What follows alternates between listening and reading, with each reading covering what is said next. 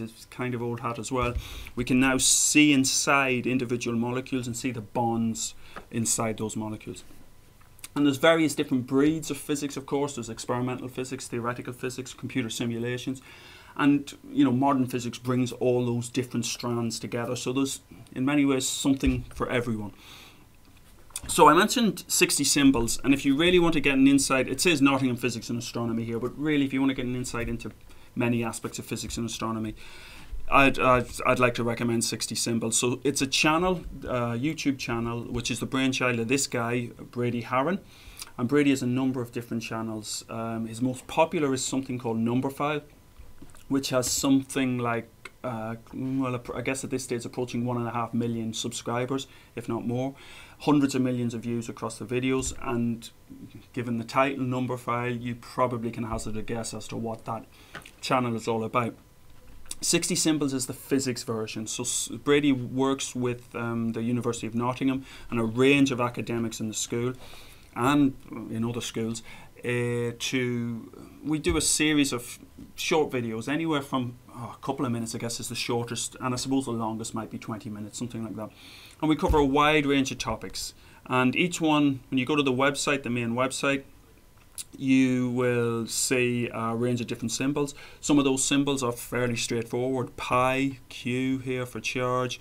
What else have we got there? H for Planck's constant. Some which are a little bit less, I guess, obvious. This one for Schrodinger's cat. And this one is our most popular video. We academics have no input at all into the 60 Symbols videos. Brady films them and he goes away, and the first time we see them is when we upload them.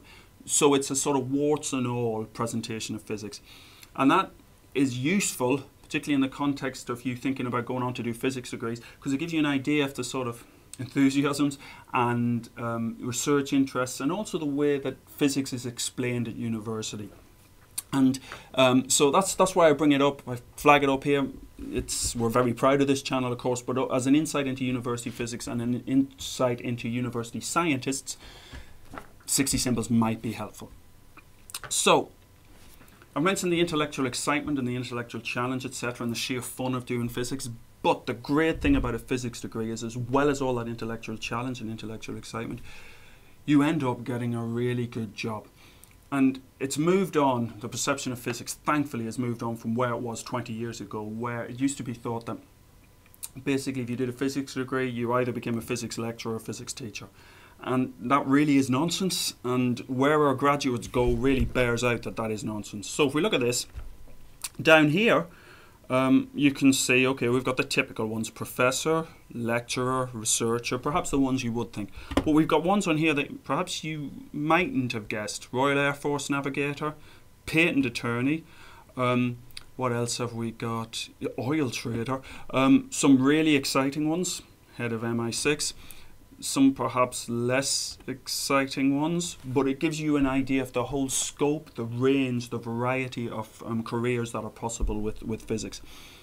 And physics is seen to be a challenge, and a lot of employers really want to employ physicists because, rightly or wrongly, and I think it's rightly, the idea is that if you can really get your head around a physics problem and solve a physics problem, then you can tackle most things. So there's a lot of enthusiasm amongst employers to get physicists on board. This is from US